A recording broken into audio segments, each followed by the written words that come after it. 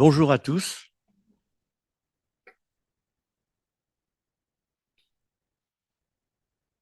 Si je vous disais qu'il y a quelques jours, un homme, accompagné d'amis à lui, a frappé à notre porte chez nous à Saint-Étienne-sur-Chalaronne,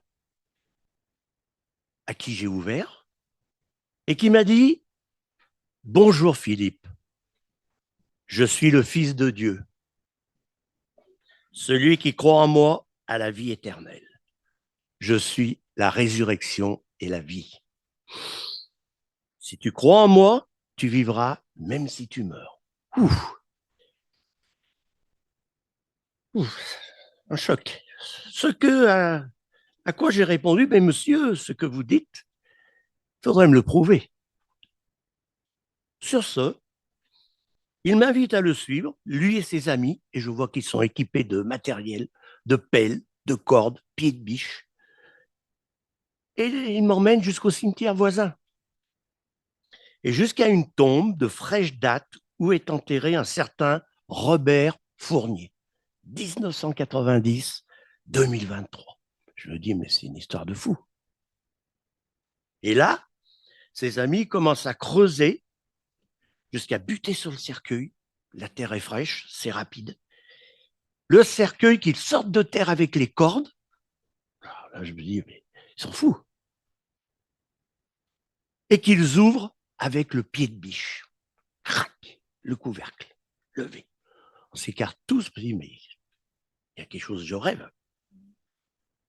Alors l'homme dit: Robert, sort. Et à l'instant même, Robert Fournier commence à remuer et à respirer. Il s'assoit et se met à regarder autour de lui.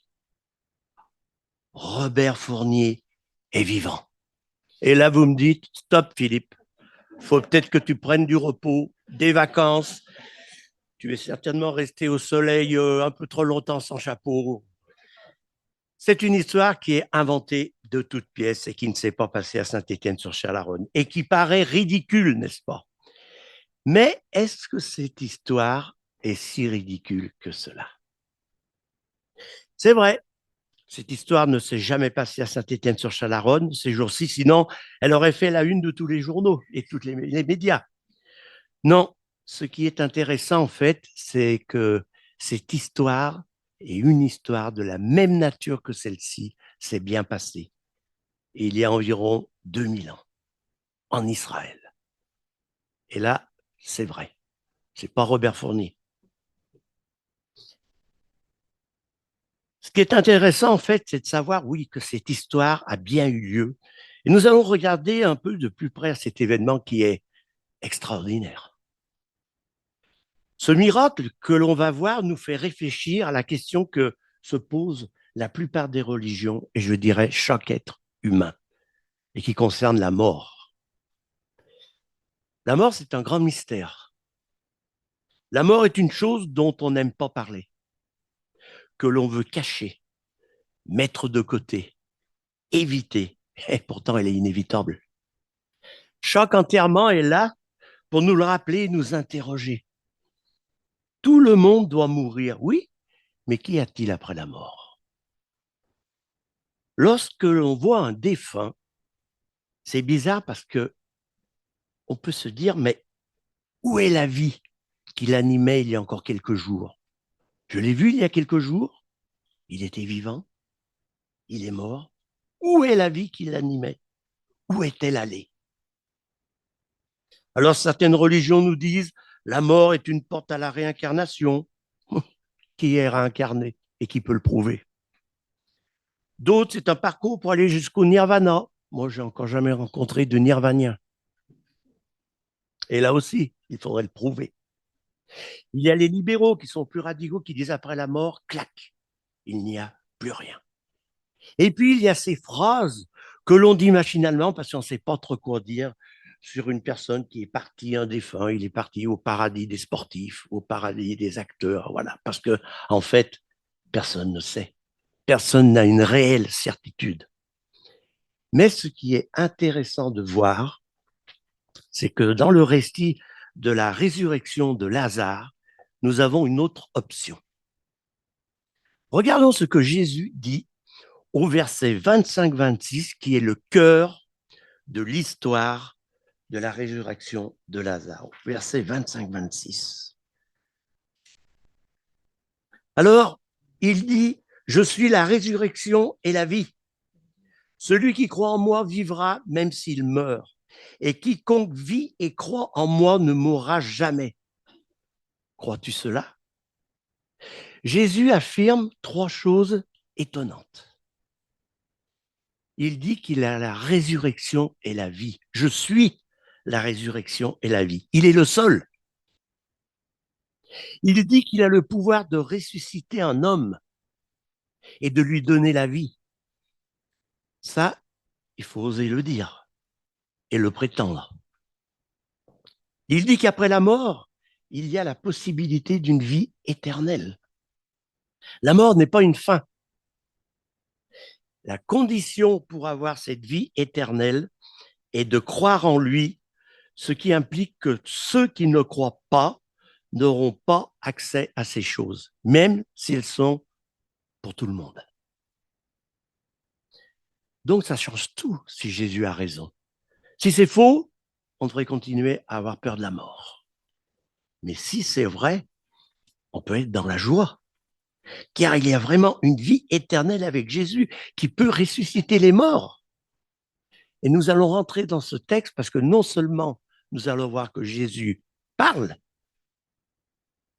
mais que ses paroles ne restent pas lettres mortes, qu'il agit, et que ses paroles sont carrément en fusion avec ce qu'il dit. Et nous allons rentrer dans ce texte qui est là et qui est uniquement dans l'évangile de Jean.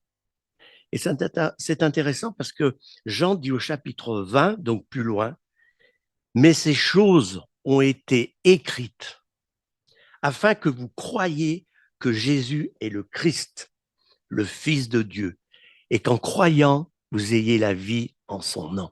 Tout ce qui a été écrit. Et ce que nous allons voir a été écrit pour cela. Alors, nous allons lire chapitre 11, les versets 1 à 46. C'est assez long. Il y a deux choses que je voudrais partager avant de lire ce texte. Il faut bien savoir que c'est une histoire qui s'est passée dans le quotidien, dans la vie de tous les jours. Nous avons un regard sur ce qui est déjà écrit. L'histoire a une fin, on sait, mais pour les personnes de l'époque, ça s'est passé dans le quotidien, ce quotidien que nous vivons tous les jours avec Jésus. Ça s'est passé dans la vie de tous les jours. Et puis la deuxième chose, c'est que tout au long de ce texte, eh bien, on peut ressentir et on peut voir le décalage qu'il y a entre Jésus et les personnes concernées. Dans les dialogues, dans ce qu'ils partagent, il y a un décalage entre ce que Jésus dit et qui vient d'en haut, et puis les témoins, les personnes, et puis qui sont humains comme nous. C'est très intéressant. Alors nous allons lire, voilà, c'est affiché, merci Yves. Il y avait un homme malade, Lazare de Béthanie, village de Marie et de Marthe, sa sœur. C'était cette Marie qui oignit de parfum le Seigneur et qui lui essuya les pieds avec ses cheveux. Et c'était son frère Lazare qui était malade. Les sœurs envoyèrent dire à Jésus, Seigneur, voici celui que tu aimes est malade. Après avoir entendu cela, Jésus dit, cette maladie n'est point la mort, mais elle est pour la gloire de Dieu, afin que le Fils de Dieu soit glorifié par elle. Or, Jésus aimait Marthe et sa sœur et Lazare. Lors donc qu'il eut appris que Lazare était malade, il resta 2 jours encore dans le lieu où il était. Et il dit ensuite aux disciples, retournons en Judée. Les disciples lui dirent, mais Rabbi, les Juifs tout récemment cherchaient à te lapider, et tu retournes en Judée? Jésus répondit, n'y a-t-il pas 12 heures au jour? Si quelqu'un marche pendant le jour, il ne bronche point, parce qu'il voit la lumière de ce monde. Mais si quelqu'un marche pendant la nuit, il bronche, parce que la lumière n'est pas en lui. Après ces paroles, il leur dit, Lazare, notre ami, dort, mais je vais le réveiller. Les disciples lui dirent, Seigneur, s'il dort, il sera guéri. Jésus avait parlé de sa mort, mais ils crurent qu'il parlait de l'assoupissement du sommeil. Alors Jésus leur dit ouvertement, Lazare est mort. Et à cause de vous, afin que vous croyiez, je me réjouis de ce que je n'étais pas là. Mais allons vers lui. Sur quoi Thomas, appelé Didyme, dit aux autres disciples, allons aussi afin de mourir avec lui. Jésus étant arrivé, trouva que Lazare était déjà depuis 4 jours dans le sépulcre. Et comme Béthanie était près de Jérusalem, à 15 stades environ, beaucoup de Juifs étaient venus vers Marthe et Marie pour les consoler de la mort de leur frère. Lorsque Marthe apprit que Jésus arrivait, elle alla au-devant de lui, tandis que Marie se tenait assise à la maison. Marthe dit à Jésus, Seigneur, si tu eusses été ici, mon frère ne serait pas mort. Mais maintenant même, je sais que tout ce que tu demanderas à Dieu, Dieu te l'accordera. Jésus lui dit, ton frère ressuscitera. Je sais, lui répondit Marthe, qu'il ressuscitera à la résurrection au dernier jour. Jésus lui dit, je suis la résurrection et la vie. Celui qui croit en moi vivra, même quand il serait mort. Et quiconque vit et croit en moi ne mourra jamais. Crois-tu cela? Elle lui dit, oui, Seigneur, je crois que tu es le Christ, le Fils de Dieu, qui devait venir dans le monde. Puis, ayant ainsi parlé, elle s'en alla.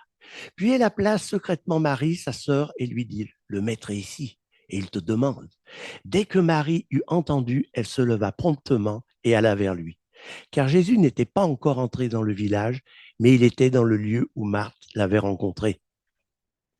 Les Juifs qui étaient avec Marie dans la maison et qui la consolaient, l'ayant vue se lever promptement et sortir, la suivirent en disant, elle va au sépulcre pour y pleurer. Lorsque Marie fut arrivée là où était Jésus et qu'elle le vit, elle tomba à ses pieds et lui dit, Seigneur, si tu eusses été ici, mon frère ne serait pas mort. Jésus, la voyant pleurer, elle et les Juifs qui étaient venus avec elle, frémit en son esprit et fut tout ému. Et il dit, où l'avez-vous mis? Seigneur, lui répondirent, viens et vois. Jésus pleura, sur quoi les Juifs dirent, voyez comme il l'aimait. Et quelques-uns d'entre eux dirent, mais lui qui a ouvert les yeux de l'aveugle, ne pouvait-il pas aussi que cet homme ne mourût point? Jésus, frémissant de nouveau en lui-même, se rendit au sépulcre. C'était une grotte et une pierre était placée devant. Jésus dit, ôtez la pierre. Marthe, la sœur du mort, lui dit, Seigneur, il sent déjà, car il y a 4 jours qu'il est là. Jésus lui dit, ne t'ai-je pas dit que si tu crois, tu verras la gloire de Dieu? Ils ôtèrent donc la pierre, et Jésus leva les yeux en haut et dit, Père, je te rends grâce de ce que tu m'as exaucé. Pour moi, je savais que tu m'exauces toujours, mais j'ai parlé à cause de la foule qui m'entoure, afin qu'ils croient que c'est toi qui m'as envoyé. Ayant dit cela, il cria d'une voix forte, Lazare, sors. Et le mort sortit, les pieds et les mains liés de bandes, et le visage enveloppé d'un linge. Jésus leur dit, déliez-le et laissez-le aller. Plusieurs des Juifs qui étaient venus vers Marie et qui virent ce que fit Jésus crurent en lui. Mais quelques-uns d'entre eux allèrent trouver les pharisiens et leur dire ce que Jésus avait fait. Fantastique comme histoire et qui s'est passé au quotidien. Alors on commence avec tout simplement, je dirais, l'entrée de savoir pour mettre cette histoire en situation. Au début, c'est le drame. Le drame, c'est un homme, Lazare, qui habite Béthanie et qui tombe malade. Mais on pourrait même dire gravement malade. Alors Béthanie, c'est un village qui est à 2-3 kilomètres de Jérusalem. Ça a son importance pour la suite. Et il vit là avec ses sœurs Marthe et Marie. Et des liens très forts unissaient Jésus à cette famille. Jean nous dit au verset 2 que c'est cette Marie qui oignit de parfum le Seigneur et qui lui essuya les pieds avec ses cheveux. Cela, il le dira au chapitre 12, le verset d'après. Cette histoire sera développée au chapitre 12. Au verset 3, les sœurs envoyèrent dire à Jésus, Seigneur, voici celui que tu aimes est malade. Alors là, on a la confirmation des liens qui les unissaient, celui que tu aimes. Pourquoi appelle-t-elle Jésus et pas un autre? Toutes les solutions avaient peut-être été épuisées. Et si ce n'était pas le cas, l'Écriture au verset 21 nous révèle la grande confiance que Marthe et Marie avaient en Jésus. Les deux disent la même chose. Si tu avais été là, notre frère, il ne serait pas mort. Elles pensaient que Jésus était l'homme de la situation. Elles avaient vu ou entendu parler des miracles que Jésus avait faits. Et pour elles, pas de doute, il était capable de guérir Lazare de sa maladie. Le cadre est posé, un homme est gravement malade et Jésus est appelé à son secours. Alors après le drame, je dirais, il se passe quelque chose qu'on pourrait dire le délai. Ce à quoi Jésus répond au verset 4, cette maladie n'est point à la mort, mais elle est pour la gloire de Dieu, afin que le Fils de l'homme, le Fils de Dieu, soit glorifié par elle. Alors, cette réponse, elle laisse entrevoir que Jésus va faire quelque chose. Et où la gloire de Dieu va rejaillir sur lui. Cette gloire, nous dit la parole, qu'il partageait avec son Père avant que le monde soit. Nous lisons ça dans Jean 17, 5. Et là, nous rentrons dans l'éternité, mais avant la création. Après que leurs sentiments respectifs soient confirmés de la part de Jésus, au verset 5, la décision de Jésus au verset 6, elle est assez déroutante. Il reste encore 2 jours sur place, dans le lieu où il était, tranquille, avant de dire retournons en Judée. Imaginez qu'une personne que vous aimez beaucoup, qui vous est chère, vous lance cet appel, ce SOS. Je suis gravement malade. Viens me voir. Pas de souci, j'arrive dans 3-4 jours. Oui, ça ferait pas bien sérieux. Et puis ça montrerait un peu un amour, je dirais, léger. Le seul qui a le pouvoir de guérir Lazare l'aime tellement qu'il le laisse mourir. C'est un non-sens. Ça ne tient pas debout. Ce qui paraît insensé jusqu'au verset 14-15. Lazare est mort, et à cause de vous, afin que vous croyiez, je me réjouis de ce que je n'étais pas là. Alors, c'est encore pire, il y a qui pleure, puis lui se réjouit. J'étais pas là, super. Lazare est mort. Il ne dormait pas comme pensaient les disciples. C'est vrai que le sommeil à l'époque était une façon courante de décrire la mort. Alors là, les disciples, ils la comprennent comme au sens littéral, premier degré. Non, Lazare est mort. Et Jésus se réjouit de ce qu'il n'était pas là. Ça nous montre que Jésus est au courant de tout, maîtrise tout. Il a beau être à des kilomètres et des kilomètres, il sait ce qui se passe. Il sait même quand Lazare était mort. Jésus maîtrise tout. Et Jésus a en tête un projet, et on va voir plus tard. Rien ne lui échappe. C'est rassurant, même pour nos vies. Rien ne lui échappe. Nous, on a l'impression des fois qu'il n'y a pas vu. Ah ouais, on tombe vraiment de haut. Rien ne lui échappe. Et il a dans son esprit un objectif. Alors, après avoir dit à ses disciples au verset 9 que sa mission n'était encore pas terminée et qu'il doit la poursuivre, allons pendant qu'il fait jour et allons vers lui. Alors, il y a Thomas qui répond d'une manière un peu bizarre, un mélange de courage et de fatalisme. Allez, allons avec lui, il faut qu'on meure tous. Allez. Oui, c'est une réponse assez bizarre. Et nous glissons vers le troisième point, qui est la déclaration. Jésus arrive, verset 17, et trouvera que Lazare était déjà dans le sépulcre depuis 4 jours. Vous savez, la Palestine, c'était un pays chaud et où on enterrait souvent les morts le jour même, en les oignant d'épices et d'aromates et entourés de bandelettes. Et le corps était mis dans un sépulcre qui pouvait être dans une grotte naturelle, souvent on l'agrandissait un peu, ou carrément on la creusait. Et puis devant laquelle on plaçait une pierre énorme pour fermer le lieu. C'est ce qui va se passer également avec Jésus. Beaucoup de Juifs étaient venus vers Marthe. Alors, des Juifs de Béthanie et des Juifs de Jérusalem, la parole nous le dira plus tard, qui n'étaient pas loin, pour les consoler de la mort de leur frère. Ce sont donc des événements qui ne se sont pas passés en secret. Ça ne s'est pas fait à la dérobée. Et puis on n'en parle pas, on n'y bruite pas. Ça s'est fait en public. On va voir tout à l'heure, il nous a même parlé d'une foule Donc, ce n'était pas 3 ou 4 personnes qui étaient là. Il y avait du monde. Alors, Marthe, elle apprend que Jésus arrive. Et elle va au-devant de lui et lui dit, mais si tu avais été ici, mon frère ne serait pas mort. Mais maintenant même, je sais que tout ce que tu demanderas à Dieu, Dieu te l'accordera. Alors, il y a dans les paroles de Marthe un mélange de foi, de reproche. Si tu avais été là, leur dire, il ne serait pas mort. Et même de doute. De foi parce qu'elle croit que Jésus vient de Dieu et a le pouvoir de guérir. Elle en est convaincue. Mais il y a ceci, si, qui plafonne sa foi, qui plafonne notre foi. Si. Si, c'est le petit mot qui fait mal. C'est le mot des regrets, des insatisfactions, des incertitudes, du doute, des incompréhensions, du rêve. Si. Combien de fois ce mot peut-il être employé dans une vie? Combien de fois je l'ai employé?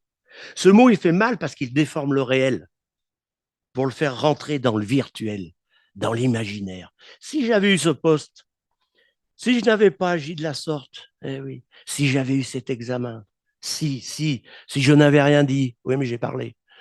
Et si j'avais parlé, mais j'ai rien dit. Si j'avais marqué ce but, on aurait gagné. Si. Vous savez, face au mot si, ce mot qui peut nous faire mal, il y a un nom qui peut et qui veut nous faire du bien. Seigneur, qui sait toutes choses, qui a toutes choses entre ses mains. Il n'y a plus besoin de si, plus besoin de si. Seigneur, à mettre dans l'autre plateau de la balance. Aussi de Marthe et de Marie et des nôtres qui marquent comme un plafond dans la foi, Jésus qui a tout planifié veut emmener Marthe, Marie et tous les témoins présents encore plus loin. Tout d'abord, par la déclaration que l'on a lue tout à l'heure, il est la résurrection et la vie. Et puis, la manière dont il va agir, qui va être l'accomplissement de cette parole. Et cette déclaration, elle est formidable. Et ce matin, elle nous fait encore du bien. Je suis la résurrection et la vie. Celui qui croit en moi vivra, même s'il meurt. Et quiconque vit et croit en moi ne mourra jamais. À l'heure où on veut rallonger la vie, où il y en a qui se font mettre dans des caissons réfrigérés pour se réveiller dans des années et tout, ces paroles, comme elles sonnent, crois-tu cela? Et la réponse de Marthe, elle est belle. Elle dit, oui Seigneur, je crois que tu es le Christ, le Fils de Dieu qui devait venir dans le monde. Mais s'attend-elle à ce que Jésus va faire? Non.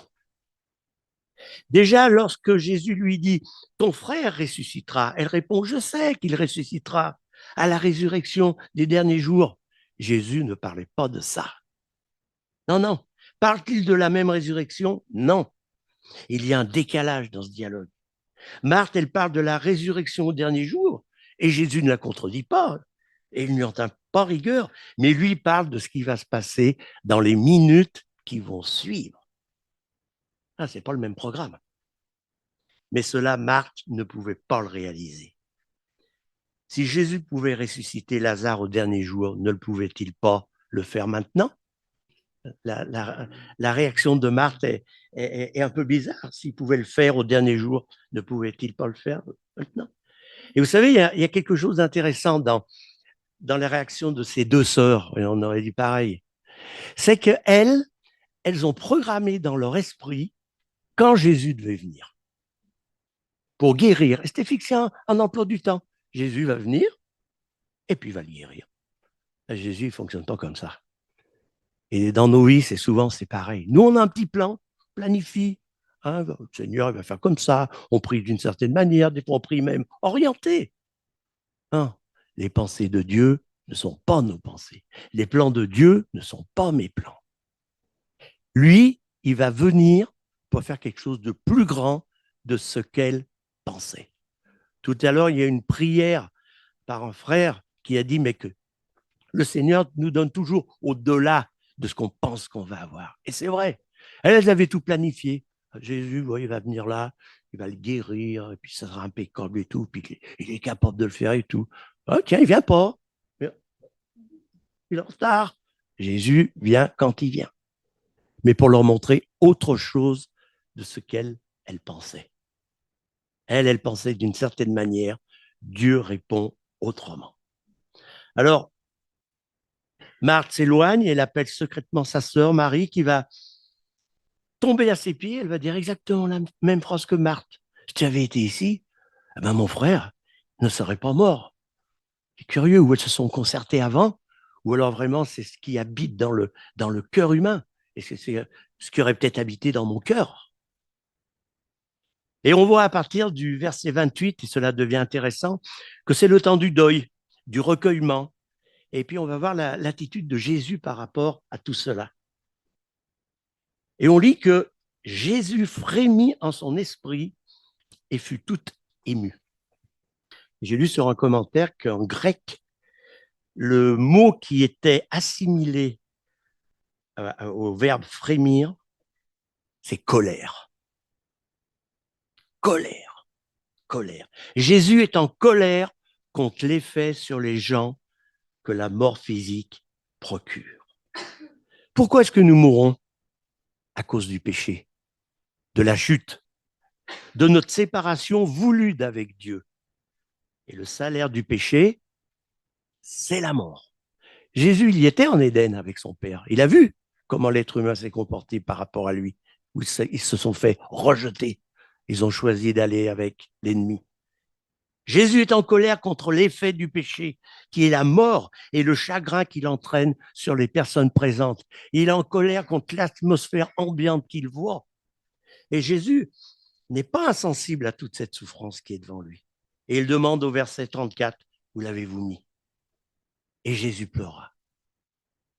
Est-ce qu'on peut honnêtement penser que Jésus a pleuré sur Lazare? Non, non.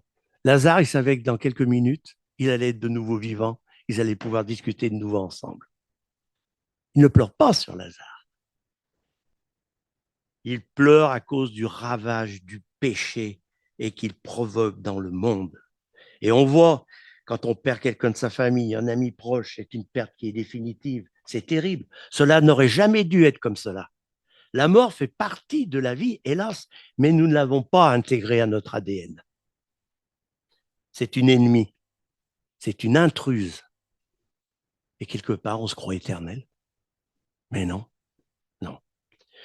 Et Jésus pleure non seulement à cause de la mort physique, mais également de la mort éternelle qui est sur certaines de ces personnes. Et c'est la raison pour laquelle il est venu donner sa vie à notre place pour le pardon de nos péchés. Lui, le Dieu incarné, afin de nous racheter par pure grâce et de nous donner la vie éternelle. Oui, Jésus pleure sur la condition humaine, comme il pleurera plus tard sur Jérusalem. Et nous, sur quoi pleurons-nous? Sur qui pleurons-nous ce matin? Qu'est-ce qui nous attriste dans ce monde qui va à la perdition, tout droit, comme on roule sur une autoroute? Pour qui je pleure?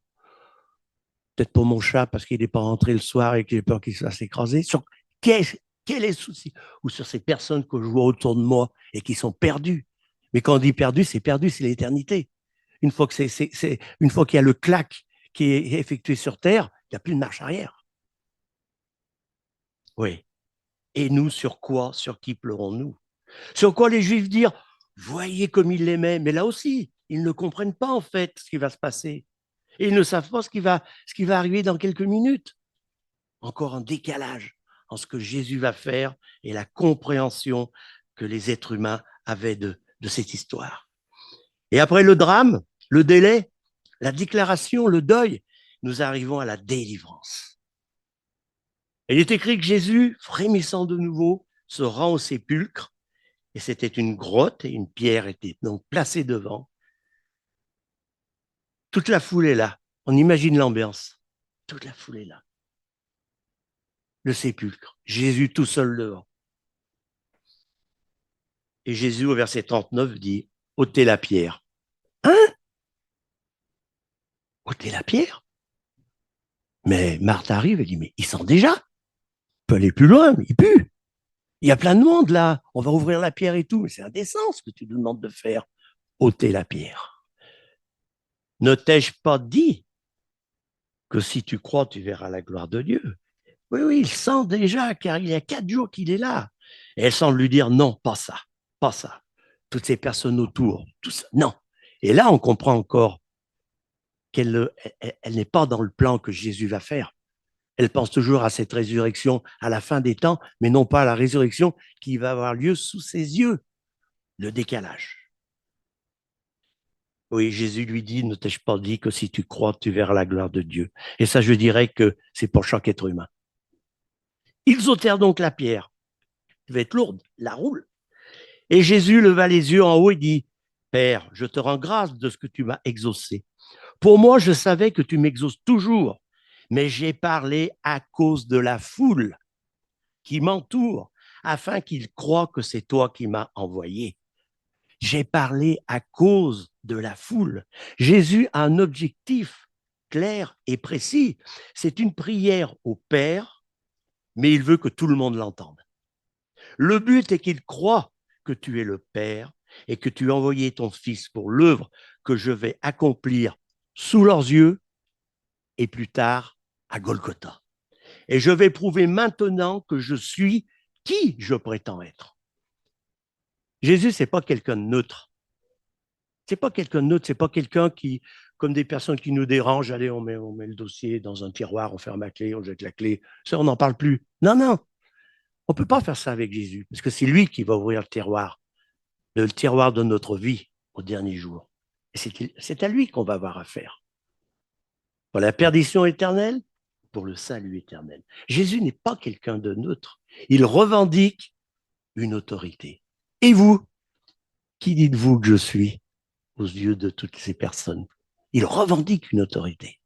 Et quand Pierre lui dit, tu es le Christ, le Fils de Dieu, il accepte, il dit oui, oui. Mais tu es heureux, Simon Pierre, c'est pas la chair et le sang qui t'ont révélé cela.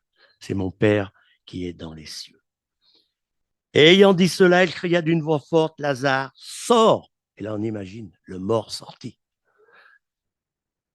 Oui, là, c'est des journées à marquer d'une croix, c'est le cas de le dire.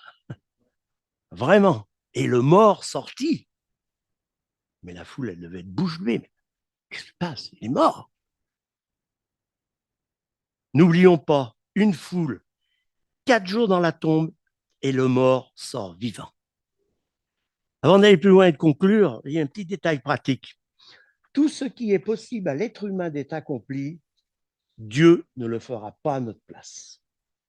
Il nous a donné une intelligence, une volonté, des capacités, une force active, et nous pouvons nous en servir. Remarquons que les deux choses que Jésus ordonne, ôtez la pierre, déliez-le, l'homme peut l'accomplir. Pour ce qui est du reste, c'est du domaine de Dieu. Derrière, ça ne nous concerne plus. Tout ce qui est du domaine de Dieu nous dépasse, nous confond, nous réjouit, et on peut juste répondre en disant merci. Parce que dans sa grâce également, Dieu nous associe à son œuvre dans les limites de nos capacités, en nous faisant participer. Des hommes ont participé, ils ont roulé la pierre, ils ont délié le mort. Dernier point, et ses conséquences, et non des moindres, la dissension. Alors, c'est un mot que j'ai entendu un jour par un homme de Dieu. Je me suis dit, la dissension, qu'est-ce que c'est ce truc? Hein?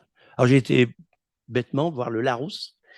Et la dissension, c'est la vive opposition de sentiments, d'idées, d'intérêts par rapport à un événement.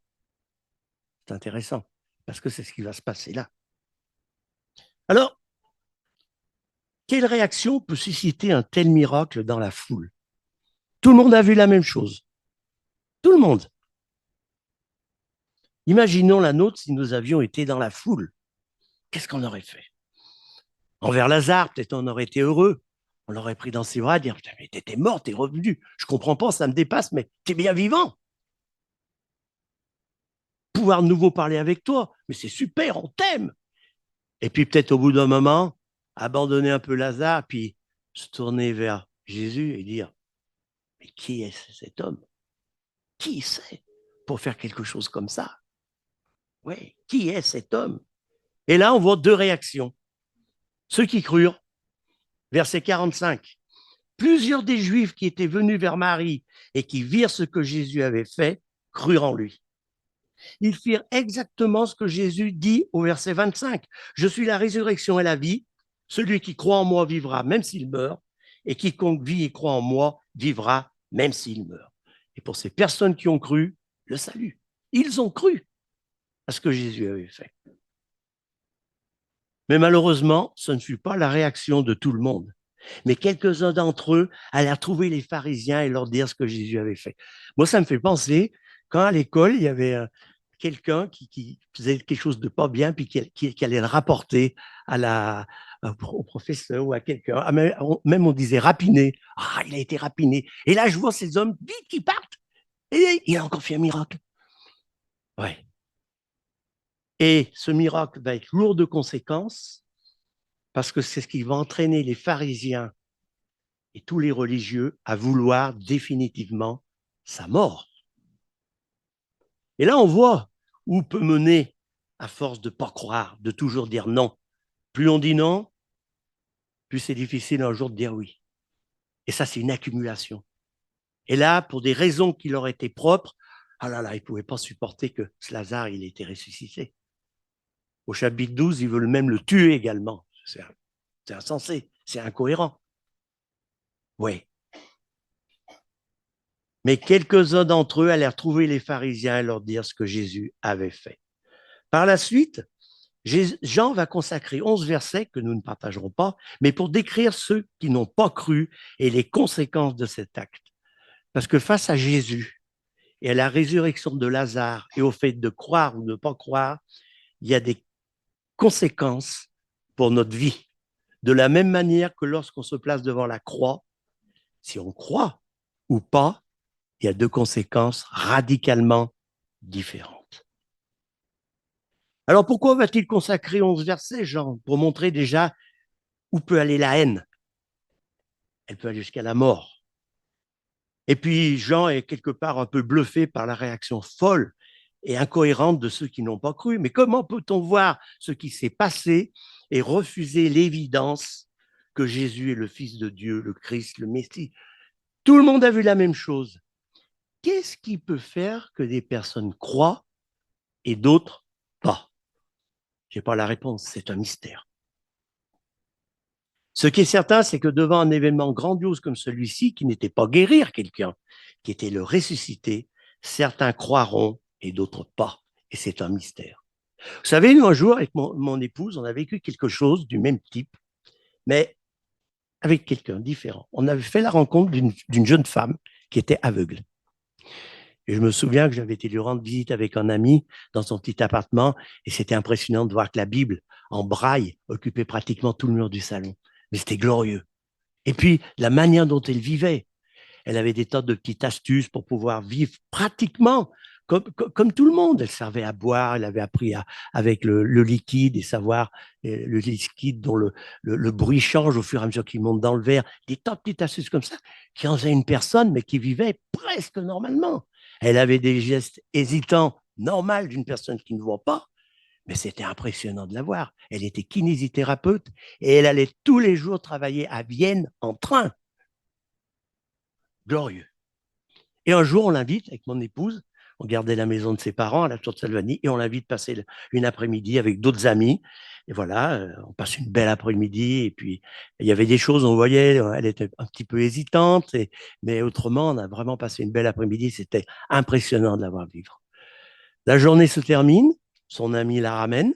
Et puis, on reste là avec deux, trois amis qu'on avait. Puis, on parle de cet après-midi. Là, on se dit, c'était vraiment super. Et puis, je ne me souviens plus de son prénom, mais vraiment comme elle se comporte, comme elle vit. Oh là là. Et il y a un de nos amis qui dit, mais elle n'est pas aveugle? Moi, j'y crois pas. On le regarde. C'était même, c'était pas sain même. On rigole pas sur des choses comme ça, avec la gravité de. Il a refusé de croire. Elle voit, elle voit. Moi, je ne crois pas. Il ne savait pas expliquer pourquoi, mais il ne croyait pas. Alors, non seulement il se privait de quelque chose de grand, de voir cette fille vivre, comment on peut vivre tout en étant aveugle, et c'était glorieux, mais il n'a pas cru. Ça nous a marqué. On n'a pas pu discuter longtemps parce que c'était pas sain. Mais Sainte Marc, il n'a pas cru. On a vu les mêmes choses. On a passé la journée avec elle. Ces personnes devant le tombeau, ils ont vu la même chose. Ils ont vu quelqu'un qui sentait pas bon, encore avec des bandelettes et tout, déliez-le. 4 jours. Et il y en a qui n'ont pas cru ou qui n'ont pas voulu croire. Et Jésus le dit bien, ne croyez pas que je sois venu apporter la paix sur la terre. Je ne suis pas venu forcément apporter la paix, mais l'épée, car je suis venu mettre la division entre l'homme et son père, entre la fille et sa mère, entre la belle-fille et sa belle-mère. Bon, ça, des fois, il n'y a pas besoin de... Et l'homme aura pour ennemi, et l'homme aura pour ennemi les gens de sa maison, Jésus le dit. Dieu veut que tous nous parvenions à la connaissance et au salut. Mais l'Écriture est là pour nous montrer qu'il y en a qui croient, il y en a qui ne croient pas. Mais les conséquences de croire ou de ne pas croire ont une portée éternelle. Mais elles commencent ici-bas. Ici-bas. Le jour où j'ai rencontré le Seigneur, mon éternité a commencé ici-bas. Et si on met d'un côté dans la balance, on peut mettre la paix, l'espérance, la joie. Et puis de l'autre côté, on peut mettre l'incompréhension, la haine, la mort. Et on le voit avec ces hommes qui décident de mettre à mort Jésus. Ne pas croire, pour conclure, c'est se priver de la gloire de Dieu. Ne pas croire, c'est se priver de la gloire de Dieu. Un jour, le Seigneur m'a appelé. Il m'a dit, Philippe, sors de ta caverne. Ta vie n'a pas une bonne odeur. Ouais. Et c'est ce qu'il a dit à chacun de nous. Peut rester dans sa caverne. Dire oui à Jésus, c'est sortir de cette caverne, confesser ses péchés, reconnaître que nous faisions fausse route, venir à lui et rentrer dans son histoire. Et dans l'histoire, et c'est ce qui est glorieux, et ce passage de nous montrer de celui qui a vaincu la mort, notre ennemi ultime, il l'a vaincu. Un jour, il nous ressuscitera. C'est glorieux. La mort ne nous fait plus peur. C'est fini. Et puis, l'histoire de Lazare se termine bien, parce que là aussi, c'est quelque chose de glorieux. La bonne nouvelle de Jésus-Christ se termine bien. Ça se termine bien. Et vous savez, on aime bien quand ça se termine bien. Vous allez voir un film, ça, une petite histoire avant de conclure, et qui s'est passé très loin, comme quoi l'aspiration du cœur humain face à la moralité. J'avais un ami qui a voyagé et qui s'est retrouvé dans une petite ville au Pakistan, dans une zone tribale, et il y avait un cinéma. Et il a dit, je vais aller voir un film pour voir comment ça se passe. Alors il y a été, il y avait beaucoup d'hommes. La plupart étaient armés. Et le film a commencé, sous-titré en anglais, mais comme m'avait dit mon ami, bon, il n'y avait pas besoin de parler beaucoup de langues pour savoir qu'il y avait un bon, puis il y avait un méchant. Et puis le film avance, avance, et puis le méchant, il prend de l'assurance, etc., etc. Et peu de temps avant la fin du film, parce que finalement, il n'y aura pas de fin du film, le méchant semble gagner sur le bon et le tuer. Et là, l'homme se lève, il arme son fusil, boum, sur l'écran. Alors là, plus d'écran, plus de film. Mais, alors, c'est un geste qui est inconsidéré. Mais ça montre l'aspiration du cœur humain à ce qui se termine bien, à ce qui est moral et à ce que l'être humain a besoin pour vivre sur cette terre. Et ça, c'est dans un village perdu du Pakistan. L'être humain aspire à ce qui est beau. L'être humain aspire à ce qui est bien. L'être humain aspire quand ça se termine bien. On n'aime pas quand ça se termine mal. C'est au fond de nous, ça c'est dans notre ADN. Oui. L'histoire de Lazare se termine bien et également la bonne nouvelle de Jésus-Christ se termine bien. Comme nous chantions avec mon épouse au début de notre conversion, il a vaincu la mort et le péché. Christ est ressuscité. C'est glorieux. Et non seulement il l'a dit, il le dit, mais les actes suivent.